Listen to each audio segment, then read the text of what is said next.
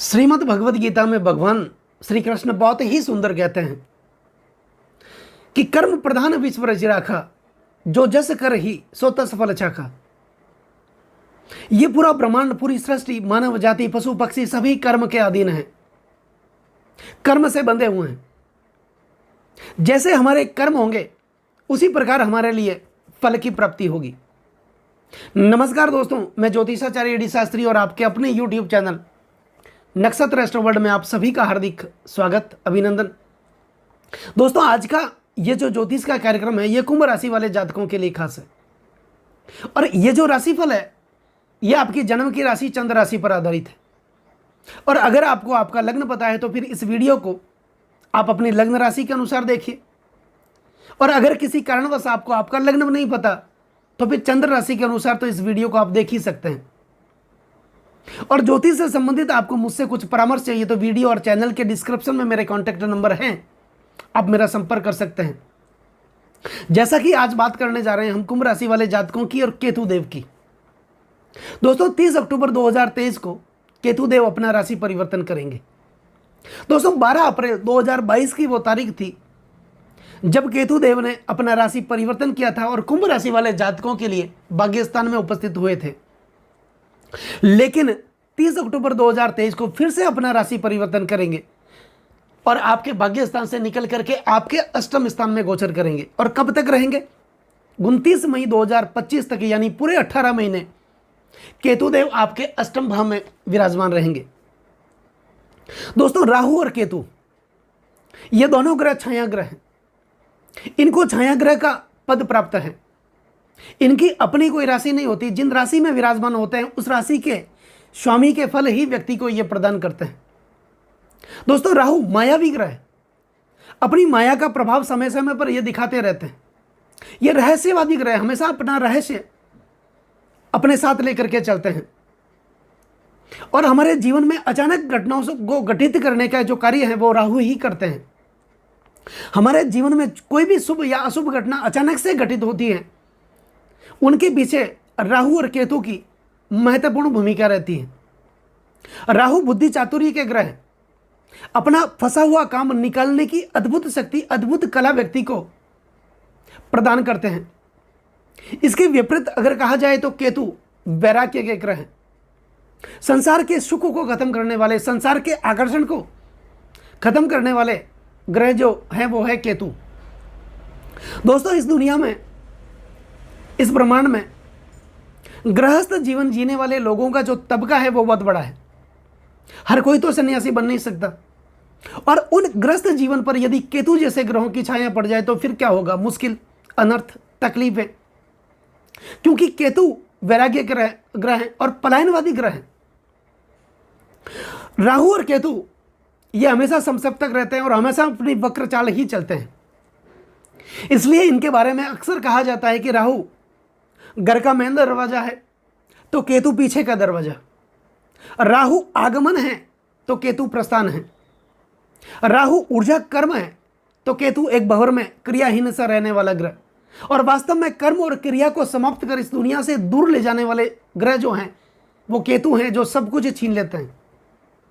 अगर आपने अपनी कुंडली का अध्ययन किया होगा और आपने ये पाया होगा कि केतु जैसे ग्रह अगर शुक्र के साथ आपकी जन्म कुंडली में युति कर रहे हैं तो निश्चित तौर पर आप ये मान सकते हैं कि इन्होंने आपके दांपत्य जीवन में अलगाव भरी स्थिति उत्पन्न की होगी। आपके वैवाहिक सुख में किसी न किसी प्रकार की तकलीफें आपको दी होगी।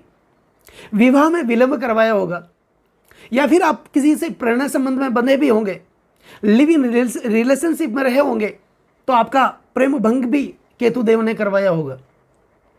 इसके विपरीत केतुदेव यदि आपकी जन्म कुंडली में मंगल के साथ युति कर रहे हैं तो निश्चित तौर पर इन्होंने भाई से विरोध करवाया होगा, प्रत्यक्ष संपत्ति में विवाद करवाया होगा, आपके जीवन में आगजनी की घटनाएं करवाई होगी, आपके ऊपर पुलिस कार्रवाई भी करवाई होगी, आपको गुस्से के शिकार बना दिया होगा।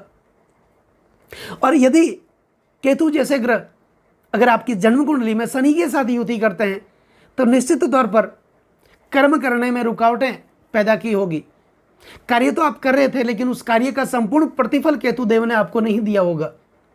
आप आगे बढ़ने की कोशिश तो कर रहे थे, लेकिन दिनों दिन आप पीछे जा रहे थे। केतु देव ने आपको हमेशा कर्ज के बोझ तले दबाया होगा। कर्जों ने कभी उतरने का नाम ही नहीं लिया। आपने कोशिश करके 10 रुपए का कर्ज उतारने की कोशिश भी की, तो 20 रुपए का कर्ज आपके जीवन में वापस बढ़ता चले गया।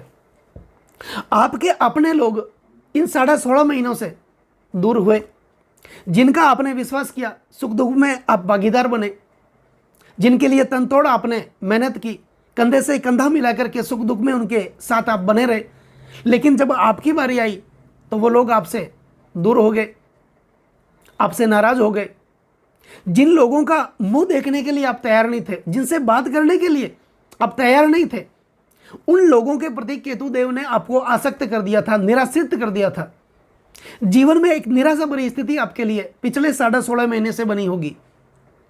जीवन आपको अंधकारमय लगा होगा, और आपको एक समय तो ऐसा भी लगा होगा कि ये जीवन आपके लिए नहीं बना है, ये ब्रह्मांड आपके लिए नहीं बना है, ये दुनिया आपके लिए नहीं बनी है। निश्चित तौर पर एक व्यक्ति के जीवन में जब इतनी सारी परेशानियों का निर्माण होता है, तो व्यक्ति में भगवान के प्रति श्रद्धा भी कम हो जाती है। ईश्वर के प्रति, अपने इष्ट देव के प्रति श्रद्धा भी कम हो जाती है। आप जैसे जैसे आगे बढ़ने की कोशिश करते रहे, दिनों दिन आप पीछे चले जाते रहे। आपके शिक्षा के क्षेत्र में, आपके व्यापार के क्षेत्र में, आपके दाम्पत्य जीवन के क्षेत्र में, आपके भागीदार के क्षेत्र में, आपके यार दोस्तों से हमेशा आपको धोखा मिला होगा।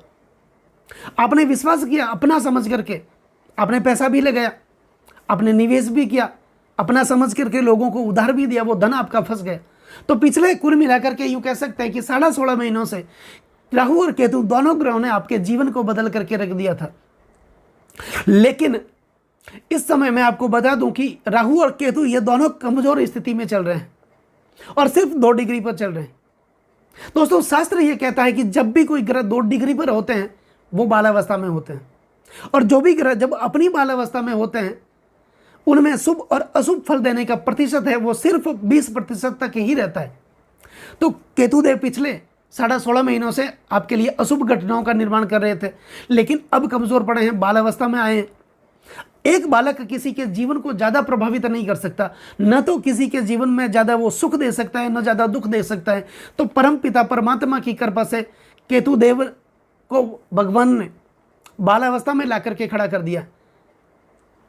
तो दोस्तों, वैसे भी केतुदेव बालावस्था में है, आपको ज़्यादा अशुभ फल दे ही नहीं सकते, लेकिन 30 अक्टूबर को फिर से अपना राशि परिवर्तन करेंगे।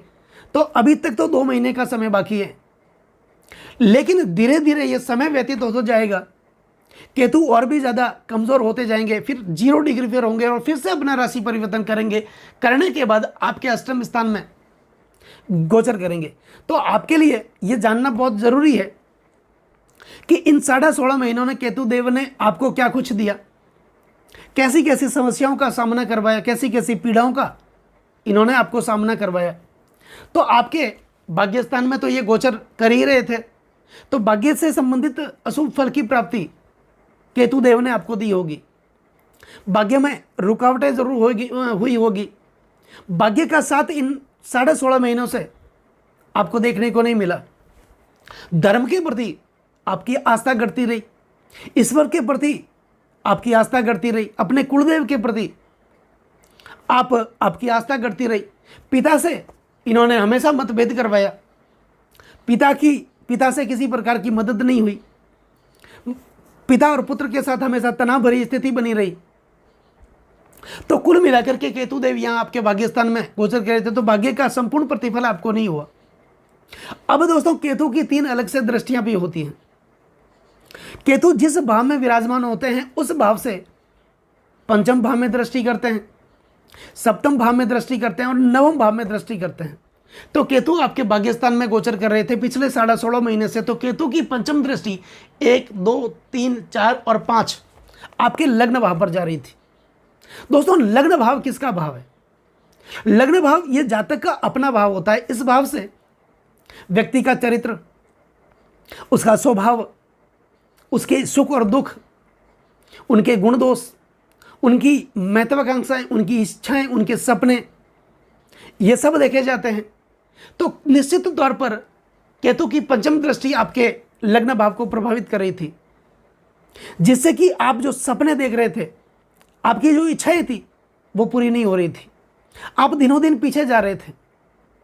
आपके आचरण में भी कुछ विसंगतियां केतु देव ने उत्पन्न की होगी। कौटुंबिक स्थिति आपके लिए तनाव भरी रही होगी। पारिवारिक सुख की प्राप्ति आपको नहीं हुई होगी। धन से संबंधित परेशानियां आपके जीवन में रही होगी। कर्ज के बोझ तले आप दबे होंगे। और दूसरी बात ये कह सकते हैं कि यह जो भाव है, यह स्वास्थ्य का भाव है। तो केतु देव ने पिछले 16 महीने से आपके स्वास्थ्य को भी प्रभावित किया होगा। एक बीमारी शरीर से गई नहीं और दूसरी बीमारी वापस आ गई। ज्यादातर पैसे आपके खर्च हुए वो हॉस्पिटल में हुए, आपकी बीमारियों में हुए, आपके बच्चों के स्वास्थ्य में आपके पैसे खर्च हुए, आपकी पत्नी के स्वास्थ्य में आपके पैसे खर्च हुए। तो कुल मिलाकर के केतु देव ने पिछले 16 महीने से आपके जीवन को बदल करके रख दिया था। अब केतु देव की जो सप्तम दृष्टि है वो आपके तीसरे भाव को प्रभावित कर रही थी। दोस्तों, तीसरा भाव आपके पराक्रम का भाव है, आपके छोटे भाई बहनों का भाव है। तो छोटे भाई बहनों से आपको सुख की प्राप्ति नहीं हुई, उनसे प्रेम भरा वातावरण घर में आपको देखने को नहीं मिला। आपका आत्मविश्वास दिनों दिन गिरता चला गया। सेल्फ कॉन्फिडेंस में लगातार कमी आती रही। आपका मेंटल स्टेट हमेशा कमजोर होता रहा। आपका बैंकिंग सेक्टर हमेशा कमजोर होता रहा। पैसे बच नहीं रहे थे। पैसे तो आ रहे थे, इसका मतलब यह नहीं कि आपके जीवन में पैसा नहीं आया, पैसा भी खूब आया, लेकिन पैसों की बचत नहीं हुई। आप 10 रुपए को बचाने की कोशिश कर रहे थे तो किसी न किसी कारणवश 20 रुपए आपके खर्च हो रहे थे। तो कुल मिलाकर के केतु ने बहुत सारी परेशानियां पिछले 16.5 महीने से आपको देखने को मिली होगी, दी होगी। लेकिन केतु की जो नवम दृष्टि वो आपके पंचम भाव पर भी जारी थी, आपके पंचम भाव को प्रभावित कर रही थी। दोस्तों, पंचम भाव जो होता है वो विद्या, बुद्धि और संतान का भाव होता है। पंचम भाव प्रणय संबंधों का भाव होता है। पंचम भाव शेयर मार्केट से संबंधित भाव भी होता है। और पंचम भाव होता है हमारे संचित कर्म का। दोस्तों, संचित कर्म का मतलब यह होता है कि हम जो पूर्व जन्म में कर्म करके आए हैं, उस कर्मों के परिणाम फलस्वरूप भी हमारे वर्तमान के भाग्य बनते हैं। तो यहां पर केतु की नवम दृष्टि से आपका पंचम भाव प्रभावित हुआ, जिससे कि आपके संतान से संबंधित आपको बहुत सारी परेशानियों का सामना करना पड़ा। संतान की शिक्षा से संबंधित बहुत सारी परेशानियों का आपको सामना करना पड़ा। उनके एजुकेशन में बहुत सारी तकलीफें आई। और यह प्रणय संबंधों का भाव भी है। आप अगर लिव इन रिलेशनशिप में रहते थे, आपको किसी से प्रेम हुआ था, प्रेम के संबंध में बंधन में आप बंधे थे, तो वहां पर भी बहुत सारी विपरीत परिस्थितियों का सामना आपको करना पड़ा। तनाव भरी स्थिति आपके जीवन में हमेशा बनी रही।